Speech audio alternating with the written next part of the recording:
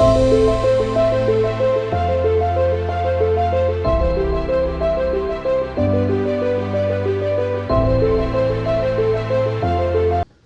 right, Heaton Cooking the Man Cave Classroom, analyzing some documents today. We have a poster. I want you. Another poster? Rocky IV. I thought I made a mistake. No, I want you. I want you. Yeah, let's go. All right. Now, if we're looking at, all right, this is all very, very popular one. We have Uncle Sam here. He wants you. 1917. Yeah. And what does he want you to do? Committee on Public Information. He wants you to join the United States Army. You know, my students, I know, talk about linear perspective. Yeah. No matter where you're standing, he's looking at you, and it's like he's staring into your soul.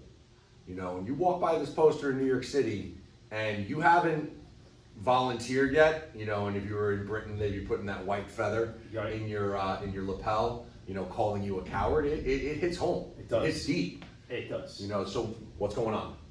Well, 1917, it's World War I. Mhm. All right, we have people making sacrifices on the home front. Yep. You know, you have Herbert Hoover, food war in the war. People are going without meat, without wheat on certain days. And you do have a number of people who are volunteering, particularly men during this time period, to go and serve during World War I. Yeah, you know, we got involved in the war for a couple of reasons. You know, we talk about the Lusitania being sank, 1915. We talk about the Zimmerman telegram being sent, January 1917. The unrestricted submarine warfare kind of pushes Woodrow Wilson's hand to ask Congress to declare war. Because remember, Wilson tried to keep us out of the war as long as he could. You know, he gets reelected in 1916 on that promise of he kept us out of war. So those are all great examples of historical circumstances that led to this. Led up to this. Yeah, of course he gets reelected on the fact that he kept us out of the war, but then what eventually happens is that when you're looking at that continued use of unrestricted submarine warfare, the Zimmerman telegram, now we're in the war itself.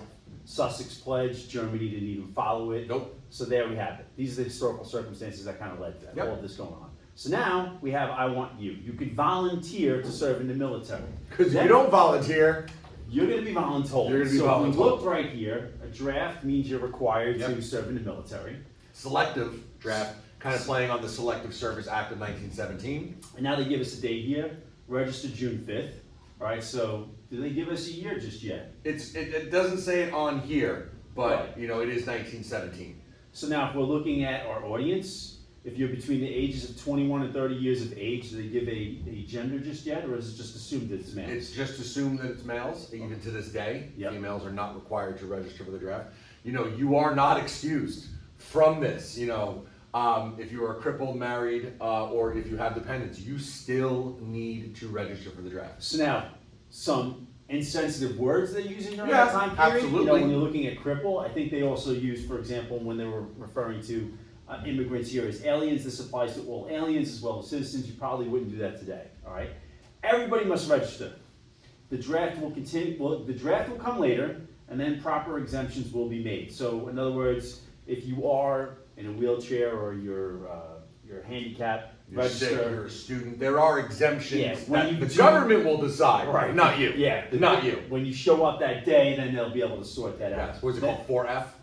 I don't know. I think if you were forget not, what it was. yeah, I think it's 4F if you're not in proper fighting condition. Yeah, so if you're looking at exemptions, yeah, if you're certainly handicapped, I think if you were the only male left in your household, whatever the case would be, sometimes you hear about that.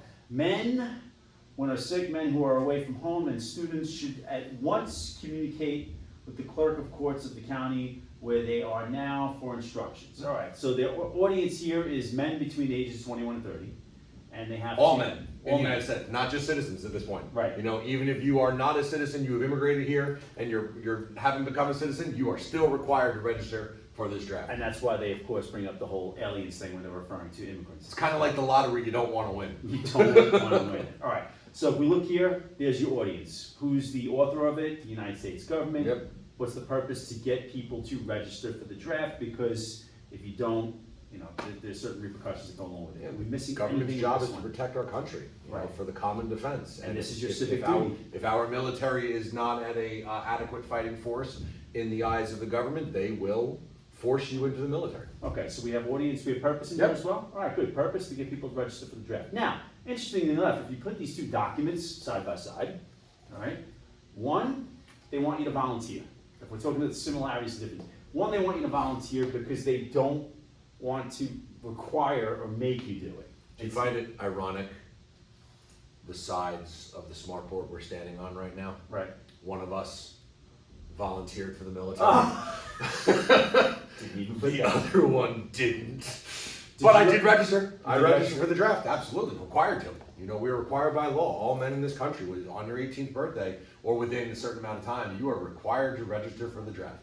I You know, totally and forgot. you get to similarities or differences, you know, one is asking people to volunteer, and the other one is telling people they have to join the military. You know, it couldn't get more cut or dry Right. than these two documents. So when you look, and again, similarities and differences, I mean, here they're using a lot of emotions. They're definitely using emotions, making you feel guilty. Yeah. Kind of guilting you into it. That Here, propaganda that played a huge role in World War One. huge role. And here, you know, you're required. This is Yeah. law. Yeah. You have to.